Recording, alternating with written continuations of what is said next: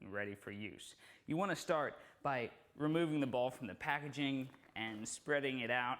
You want it to air out at room temperature so it can get used to the environment, and this is going to help you in the inflation process. It's going to make sure that the ball inflates properly. So spread it out, let it sit for a couple hours, and we'll get back to it.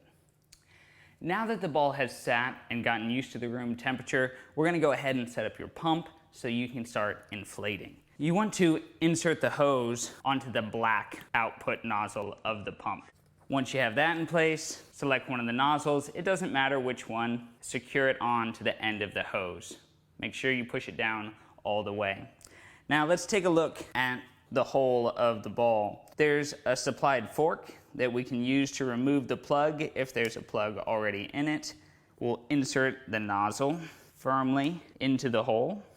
You want to make sure you press down on it pretty well because it's going to have some pressure as the ball gets inflated.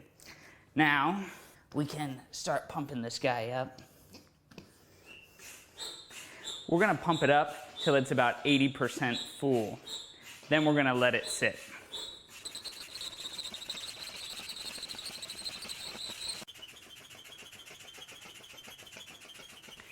You want to get the ball inflated to about 80% of its full size. Once you're there, you can stop pumping, and we're going to let the ball sit for 24 hours.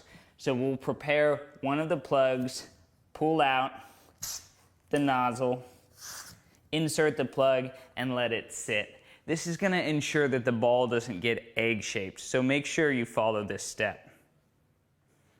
Okay, you've let your ball sit. Now, let's go ahead and pump it up the rest of the way.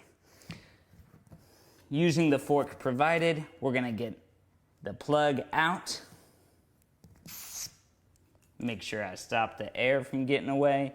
Insert the nozzle back in, and we'll pump it up to its full size. Once you've got your ball to its full size, we're going to go ahead and stop pumping. Prepare a plug once more. We're going to take out the nozzle. I plug it with my finger and then insert the plug.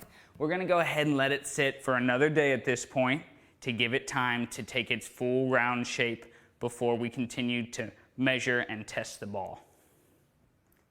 Now that the ball has had a chance to sit and get comfortable with its full round size, we're going to measure it just to make sure that we got the diameter of the ball right. So using the supplied tape, we're going to stand over the ball, hold 0 at one end, and check to make sure that we're right around 65 centimeters on the other side. For this ball, I'm using a 65 millimeter. If you have another size ball, make sure that it's the right diameter and it's reached full size.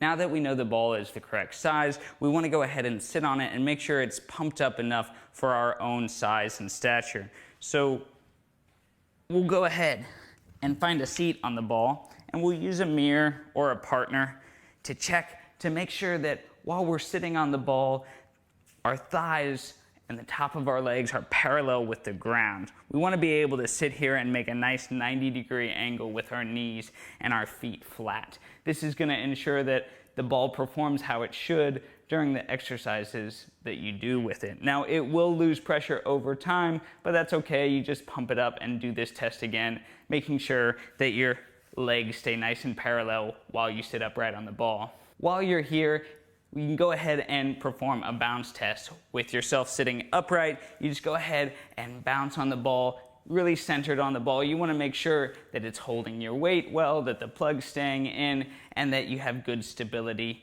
in the structure of the ball. From there, you're all set to go. Enjoy the ball, perform the exercises safely, and have fun with it.